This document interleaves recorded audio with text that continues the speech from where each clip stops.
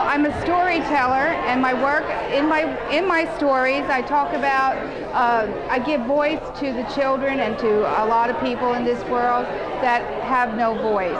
And so in my collages and my assemblages, I relate stories of some tragedies such as this, and societal issues that I feel need to be brought to the forefront. And so when I do a piece of work, it's brought to you so that when you leave, you have a thought.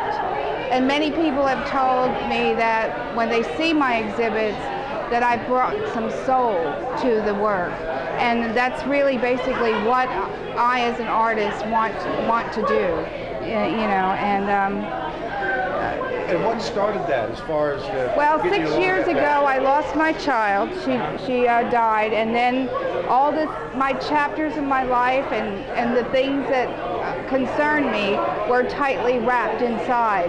And at that time, everything just unwrapped. And you either go to drugs or booze, or you try to handle it in a more creative form that will help you in the long run. So I use my art as a means of uncovering my chapters of my life and dealing with societal issues and bringing things to the forefront that touched my heart. And so I became... Well, once a piece starts, tell us what's the process of actually getting it put Well, together? I usually dumpster dive, and I go to flea markets and I find found objects, or I have many neighbors that just leave things on my porch. And as I feel the materials, I get a sense of what I'm going to do with them, and a true vibe comes off of them, and I know what pieces I'm going to use for certain work. When the case of Kelsey, the baby that was returned by the judge and all that, when that child abuse case came up, this piece was created in honor of all the children who are abused and killed, and 4 children die every day in the United States suffering from child abuse and neglect.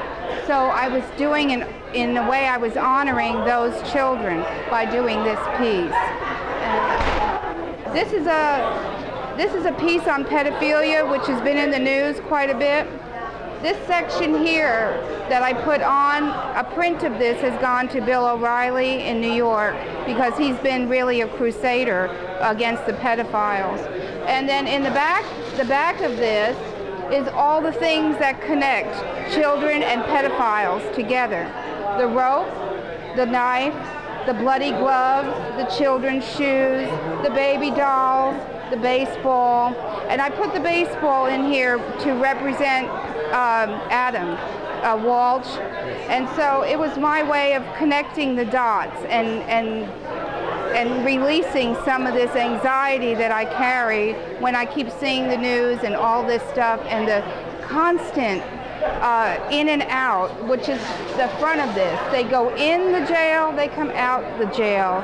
They're right in our playgrounds, they're killing our children. So this kind of came out of that type of thing.